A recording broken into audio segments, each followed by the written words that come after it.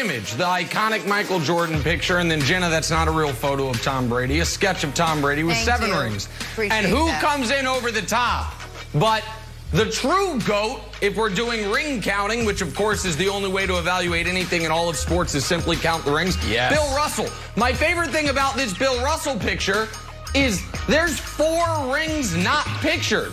My man's got 11 of them. There's only 7 in that picture right there. So I don't know if he's got the other ones on his toes, if they're somewhere in a drawer somewhere. But Bill Russell, 11 championships. He tweeted this out. You're getting closer. He got the you're wrong, but that's right. He just celebrated his 87th birthday. Got other things going on.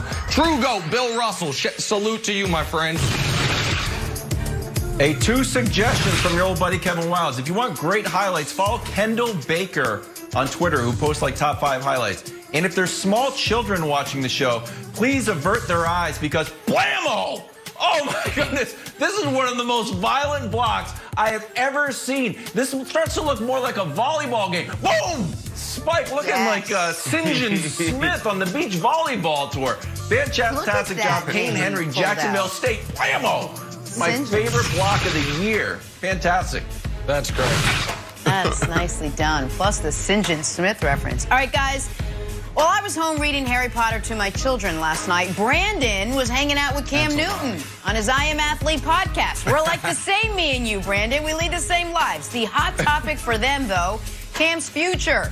Brandon, Cam told you he'd be happy to come back to New England. Is that what the Patriots want, though? Who knows?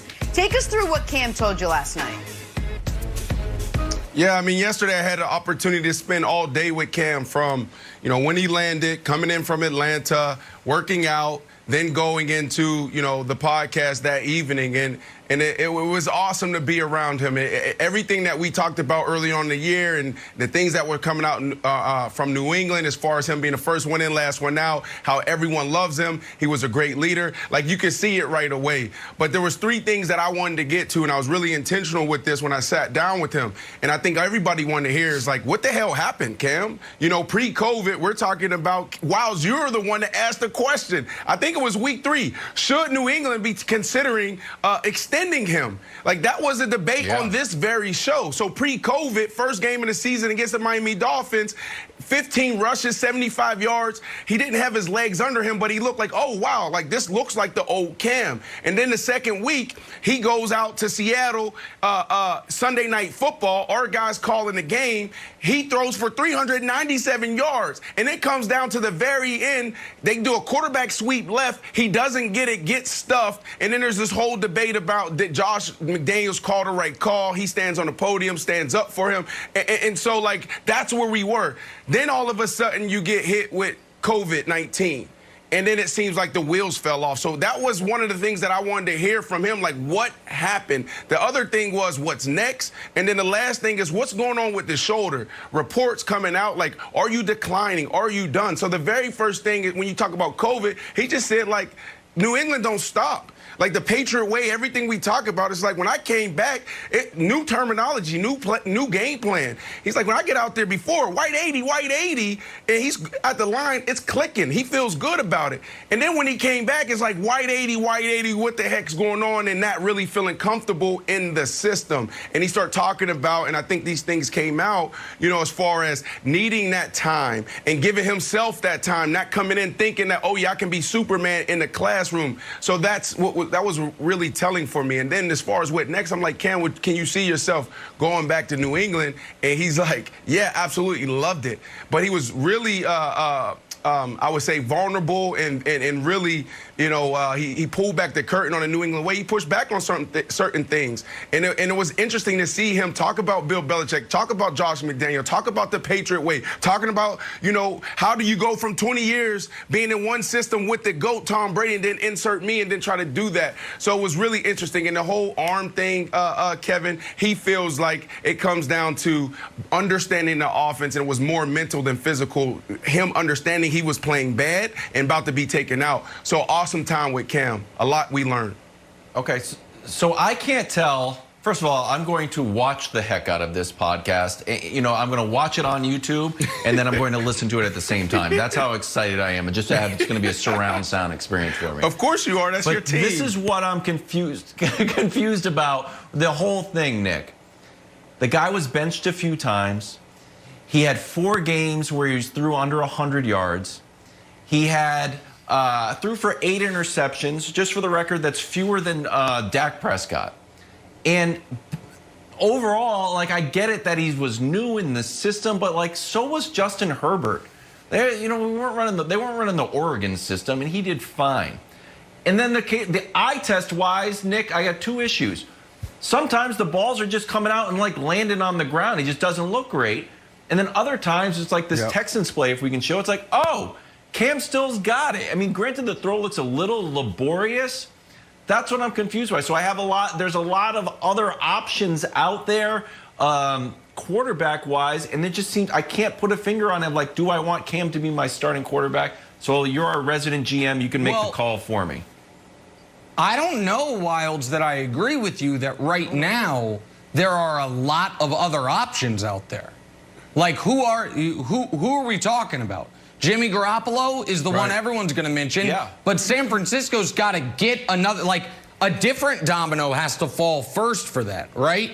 I don't think you're super excited about starting whichever quarterback you could draft 15th overall. So then who are we talking about as other options? Here is why I think Cam will be back with the Patriots, Brandon. That's the only team left he has some sweat equity with. It's the only team left. Really? He might have the, in this regard, I think Cam has some benefit of the doubt with New England because Belichick clearly liked him. Belichick clearly liked and respected and appreciated how he handled himself.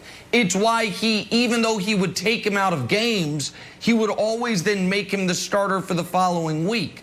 So I think his margin of error and his grace period is bigger in New England than if he goes anywhere else except for, I guess, maybe Washington, like because Ron Rivera's there. But Ron Rivera could have brought him to Washington with him last year and didn't. I don't think, Brandon, you obviously were with him. But that's I don't think Cam looked right. But yes, I mean, clearly we all talked about that. But that's why, I pushed back on you when you said the only team with sweat equity, because when we talked about, going back to New England and what are the chances, he actually says, like, what opportunities did I have? I had no other options when you talk about last year going to New England. And then we talked about moving forward because there was reports like, is retirement on the table? He said, hell no. And then we talked about Washington, and he lit up when we talked about Riverboat Ron. He definitely did. So I think New England is a viable fit, a viable option, and also Washington. And I do want to say this, Wilds, because when you talk about Justin Herbert, when you talk about Justin Herbert and as far as the offense, that was one of the things that we talked about as far as the Patriot way. Yeah, I had Fred Taylor, who was also sitting there. He was a part of the Patriot way. You had Ocho Cinco, your guy was out there. He was a part of the Patriot way. So we start diving into how complex this offense is. I had Josh McDaniels as my head coach in Denver, and I had to tell those guys I had the Patriot way, and they told me I didn't. But I'm like, look, I understand, I get it. If you go 11 personnel, you go 11 personnel for most teams. Like, hey, 11 personnel. We got Brandon Marshall, Eddie Royal, we got Tony Scheffler, and we got Brandon Stokely, and we got a running back. That's it. In that offense, we're gonna go 11 personnel, but it could be Army, it could be Navy. There's different type of personnel, different type of people coming in. Then you go Tricks, you go Trey, you go Trips, you go Stack. You can go so many different things, and that's what makes the Josh McDaniels offense so sophisticated, and that's why he felt like he struggled after COVID, because they kept going, and he was still stuck in week 2, week 3. And just from the outside looking in, it looked like the other reason he struggled post-COVID is it looked like it was painful to throw the ball down the field. That Texans play notwithstanding. But Brandon, you're absolutely right about Washington. The point I'm making is, for instance, Chicago needs a quarterback.